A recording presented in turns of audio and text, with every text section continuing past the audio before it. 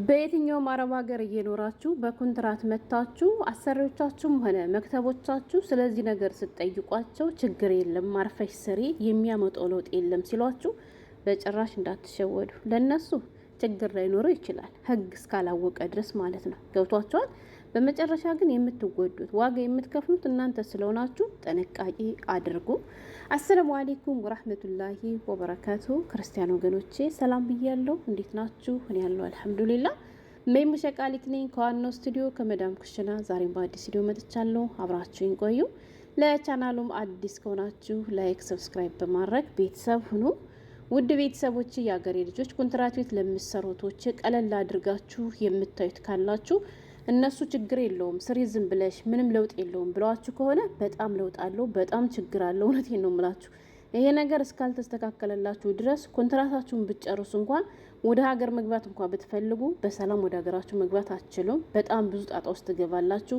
ቤት መቀየር አትችሉም፣ ሀገር መቀየር አትችሉም። ዋጋ ያስከፍላችኋል ማለት ነው። በጥቅሉ ምን አለፋችሁ ህገ ወጡ ናቸዋል ማለት ይቻላል። እሱም ምንድነው መሰላችሁ? ትናንትና በሰራሁት ቪዲዮ በሳውዲ አረቢያ በደማም ከተማ አንዲት እህታችን እንግዲህ ግፍ ተፈጽሞባታል። በዚያ ዙሪያ በሰራሁት ቪዲዮ አንዲት እህታችን ኮመንት አስቀምጣለች ማለት ነው። ኮመንቱም ኮንትራት ቤት ያለ ልጆችን በተለይ አዲስ የመጣችሁ እናንተን ስለሚመለከት ይጠቅማችኋል፣ ያነቃችኋል ብዬ ስላሰብኩ በሷ ኮመንት ነው የመጣሁት ማለት ነው። በነገራችን ላይ ከአሁን በፊት እንዳልኳችሁ በውስጥ መጥቶ ብዙ የሚያለቃቅሱ ቶቻችን ሳውዲ አረቢያ ውስጥ ደማም አካባቢ ያሉ ልጆች ናቸው። በጥቅሉ እኔ ሳውዲ አረቢያ ካሉ ከተሞች ውስጥ ደማም የሚባለውን አካባቢ አልወደውም፣ ከተማ ማለት ነው። መዳሞቹ በጣም ጨካኞች ናቸው። የሚራቡት ደሞዝ የሚቀሙት ብዙ ዋጋ የሚደርስባቸው ቶቻችን እዛ አካባቢ ያሉ ናቸው። ለምን እንደሆነ አላውቅም። ደማም ካሉት አንዲት እህቴ ብቻ በቅርቡ የሄደች አጎቴ ልጅ እንደውም የሆነ ጊዜ አንድ ቪዲዮ አካፍያችሁ ነበር። እሷ ብቻ ነች ጥሩ ሰው አገኘው ስትል የሰማት። ከ2 ዓመት በፊት እኔ ምህት ይሄዳ ነበርና በስንት መከራ ነው እህቴን እዚያ ያስመለጥኳት። ያው የሷ መክተቧ ጥሩ ስለነበር ወላይ በጣም ጎበዝ ነው። ቢሮ ውስጥ የሚሰራው አብድረህማን ይባላል። እሱ ጎበዝ ስለሆነ እንጂ እህቴን ያስመለጥኳት። ብቻ ከባድ ነው እና አላህ ይጠብቃችሁ። ካላበታች ደግሞ ራሳችሁን ጠብቁ፣ ራሳችሁን አስከብሩ። የሀገሬ ልጆች ገንዘባችሁን ከነሱ ጋር ታስቀምጡ፣ ደሞዛችሁን በየወሩ ተቀበሉ ማለት ነው። እስኪ ኮመንቱን ላካፍላችሁና ከዛ እናንተም ደግሞ የሚመስላችሁን ይጠቅማታል ያለችሁትን ደግሞ አስተያየት ስጡ ማለት ነው። እዚያ ቪዲዮ ላይ ፒን አድርጌላታለሁ ኮመንቱን። መጀመሪያ ላስደምጣችሁ። ምን ትላለች መሰላችሁ? ማርያምን እኔ ከመጣሁ 8 ወሬ ደማም ነኝ እና ሴትዮ ቃማ አላሰራም ብላ ቢሮ ወሰጅኝ አልኳት። ከዛም ወሰደችኝ። ሲሄድ መክተቡ አረብ ነው። ለምን መጣሽ? ዝም ብለሽ አሰሪም ልሰሪ ነው እኮ የመጣሽ ብሎ ሊመታኝ ነበር አለች።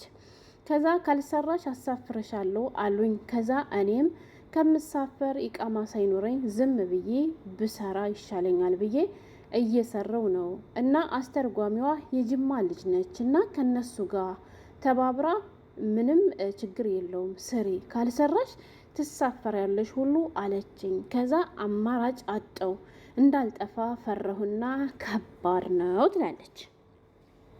አያችሁ ልጅቷ ጎበዝ ነች፣ ዝም አላለችም። ማድረግ ያለባትን አቅሟ እስከፈቀዱ ድረስ ተጋፍጣለች። ቢሮ ውሰጂኝ አለቻት። ያው መፍትሄ ማገኘው ካላ በታች ቢሮ ነው ብላ አስባ ቢሮ ሄደች። ግን ቢሮ ስተድም ቢሮዎቹም የመክተብ ባለሙያዎችም አስተርጓሚውም ለምን ዝም ብለሽ አሰሪም ለስራ ነው እንጂ የመጣሽው ኢቃማ ቢሰራ ባይሰራ ምን ችግር አለው? ስለዚህ አርፈሽ ስሪ አሉኝ። ካልሆነ ግን ወደ ሀገርሽ እንመልስሻለን ሲሉኝ ያው ታውቃላችሁ ወደዚህ ሀገር ወደ አረብ ሀገር አሁን ላይ ስንመጣ ብዙ ዋጋ ከፍለን ስለምንመጣ እሷ ደግሞ በዚህ ሁኔታ ውስጥና ባዶ እጇን ወደ ሀገሯ መመለስ ስላልፈለገች ብቻ ህገወጥነት ጉዳት እንደሚያመጣ እያወቀች ግን ቢሆንም ባዶ እጄን ከመሄዱ ይሻለኛል ብላ ህገወጥና እየሰራች ነው ማለት ነው። ገብቷቸዋል። እና እሷ አሁንም ቢሆን ልቧ አላረፈም። ችግር እንደሚያመጣባት አውቃለች፣ ተረድታለች። ግን በቃ እሷ ምንም ነገር ማድረግ እንደማትችል ስላወቀች ነው አርፋ እየተቀምጣ የምትሰራው ማለት ነው። በመጀመሪያ ማለት ነው የሀገሬ ልጆች ስሙኝማ፣ አረቦቹ እንዲህ አደርግሻለሁ ምናምን ሲሏችሁ ዝም አትበሉ። እስኪ ዝም አትበሉ ማለት ነው። ለምሳሌ አሳፍርሻለሁ ስትላችሁ ማለት ነው አሳፍሪኝ ማፊ ሙሽኪላ በሏት ማለት ነው። ሀገሬ እኮ ነው የምሄደው አሳፍሪኝ ችግር የለውም በሏት ማለት ነው። እመታሻለሁ እንዲህ አደርግሻለሁ ስትላችሁ ደግሞ ማለት ነው በይ እስኪ ብላችሁ እናንተን ፍጥጥ በሉባት። ለምን ብትሉ አረቦች ወላሂ በጣም ፈሪዎች ናቸው ከምላችሁ በላይ ማለት ነው። ፊታችሁን አይተው ብዙ ነገር ይረዳሉ። እናንተ ዝም ብላችሁ የሆናችሁ ልፍስፍስ ምናምን ከሆናችሁ ጥንባጥን ቤት ጫውቱባችኋል። ሀታ ከአንድ ቤት 2 እና 3 ሰራተኛ እንኳን ካለ ኮምታራ ጀግና ራሷን የምታስጠብቅ ሰራተኛ ራሷን የምታስከብር ሰራተኛ ካለች እሷን ቀና ብለው አያዩትም። ምስኪኗን አንገቷን ደፍታ በሆነ ባልሆነ የምትላላከውን ግን ማለት ነው ጥንባጥን ቤት ነው የሚጫወቱባት። ታሊ ወዲ ሽሊ መድሮሹ ክብር የሚባል ነገር አይሰጧትም ማለት ነው። ስለዚህ ፊታችሁን አይተው ይረዳሉና እናንተም ደግሞ አውቃለሁ ችግራችን ነው ለዚህ ሁሉ ነገር የሚያስገድደን። ግን እመኑኝ አሳፍረሻለሁ ስትሏት የምትልመጠመጧት ምናምን ከሆነ የምታሸረግዱላት ከሆነ ሁሌ ነው በቃ ያንን ነገር እንደ ማስፈራሪያ ነው የምትይዘው። ገባችሁ? እያስፈራራች በዚያ ልትጠቀምባችሁ ትፈልጋለች። እናንተ ደግሞ አሳፍረሻለሁ ስትላችሁ አሳፍረኝ ችግር የለውም ብሏት። ለምን ብትሉ እናንተ ጎበዝ ሰራተኛ ከሆናችሁ ጀግና ከሆናችሁ አይደለም እሷ ልታሳፍራችሁ ይቅርና ሀታ እናንተ እንኳን አሳፍሪ ስትሏት እንኳ ወይንም ደግሞ ኮንትራታችሁ ሲያልቅ እንኳ ለማሳፈር ገና ልትሄድብኝ ነው ብላ ትሳቀቃለች ማለት ነው። ለምን? እናንተ ጀግና ሰራተኛ ስለሆናችሁ። ይዝም ብላችሁ የሆናችሁ ልሙጥሙጥ ምናምን ነገር ከሆናችሁ አሁን ልታሳፍራችሁ ትችላለች። ከዚያ ውጭ ግን እናንተ ስራችሁን አክብራችሁ እየሰራችሁ ጎበዝ ሰራተኞች ሆናችሁ ሳለ በሆነ ባልሆነው እመታቻለሁ አሳፍርሻለሁ እያለ የምዝትባችሁ ከሆነ እሺ በሏት ማለት ነው። ድጋሜ እንደዚህ አትላችሁ ማሳፍሪኝ ካላችሁ ድጋሜ ያንን ነገር አታነሳባችሁም። ገባችሁ? እና ወደ ቁም ነገሩ ስንመጣ መሳፈር ስላልፈለገች ነው እህታችንን ያደረገችው። ችግር የለውም ያለሽ በጣም ችግር አለ የኔ ወድ። ለነሱ ችግር ላይ ኖረው ይችላል ህግ እስካላወቀ ከህግ ጋር እስካልደረሰ ድረስ ማለት ነው። ከህግ ጋር ከደረሰ ግን ለምንድን ነው በኮንትራት አመጣ ህጋዊ የሆነችውን ሰራተኛ ለምን ህግ ወጥ አደረካት ተብሎ ይጠየቃሉ። ግን እነሱ አሁን ላይ ብዙ እህቶቻችን አይታችኋቸው ከሆነ 14 ዓመት 10 ዓመት 7 ዓመት 8 ዓመት 4 ዓመት 2 ዓመት ሰርቼ መዳሚያው ታጣለች ሲሉ ሰምታችሁ አታውቁም? ለምን ያንን የሚያደርጉት ይመስላችኋል? ምክንያቱም ሰራተኛይቱ ህገ ወጥ ሆናለች። የ2 ዓመት ቀራማ የ3 ዓመት ቀራማ ቆጥሩባታል። ስለዚህ እነዚያ ሰዎች ደግሞ ያንን ነገር መክፈል አይፈልጉም። ገባችሁ? ያንን ነገር እንዳይከፍሉ ከተጠያቂነት ለማምለጥ ምን ያደርጋሉ መሰላችሁ? ያችን ሰራተኛ ራቅ ወዳለ ቦታ ወስዳ ትጥላታለች። ወይም ደግሞ እኔም ማውቃቸው ልጆች ራሱ እንደዚህ የደረሰባቸው አሉ። ገበያ ምናምን ሱፐር ማርኬት ነው ልውሰድሽ ይሉና ማለት ነው ወስዳ ከዚሁ ጥላት ትመጣለች። ትጠፋባታለች አውቃ ማለት ነው። ለምን? ከተጠያቂነት ለማምለጥ። ከዛች ሰራተኛ የፈረደባት ጠፍታ ስትንጓለል ፖሊስ የሚያዛት ምን የሚያዛት በመጨረሻ እንደምንም ብላ ወደ ሀገሯ እንድትገባ ትደረጋለች ወይ እስር ቤት ትወረወራለች ማለት ነው። ስለዚህ ህገ ወጥነት ምንም ችግር የለውም ሊባል አይችልም። ህገ ወጥነት በጣም ችግር አለው። እና እኔ የገረመኝ መዳሟ ስትበል መክተቡ ከመክተቧም ደግሞ አስተርጓሚዋ ችግር የለውም የሚሉ ለምንድን ነው?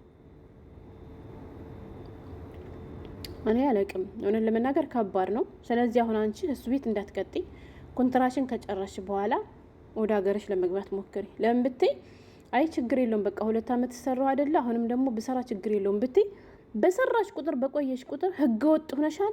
ቀራማ እየቆጠረብሽ ነው ማለት ነው። ስለዚህ በሰላም ወደ ሀገርሽ መግባት አትችይም። ነገ ያንን ቀራማ እነሱ ላይ ከፍሉልሽ ይችላሉ። ራስሽ ከፍለሽ ሂጂ ሊሉሽ ይችላሉ። ያንቺን ደሞዝ ቆርጦ አስቀርተው የቀራማ ብር ከፍለው ሊያሳፍሩሽ ይችላሉ።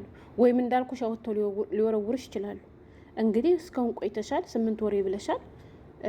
ማታሳፍርሽ ከሆነ አሁንም ቢሆን አማራጭ ከሌለሽ ቢሮ ስተጅ መፍትሄ ካላገኘሽ እንደምንም 2 ዓመትሽን ጨርሰሽ የ2 ዓመትሽን ቀራባ ራስሽ ቢሆን ከፍለሽ ትሄጃለሽ እንጂ አረ 2 ዓመት ሰርቻለሁ ህገ ወጥ መሆኔ ያለ ቀራማ መስራቴ ችግር የለውም ብለሽ ግን ከሱ ቤት እንዳትቀጥይ። በጣም ችግር አለው።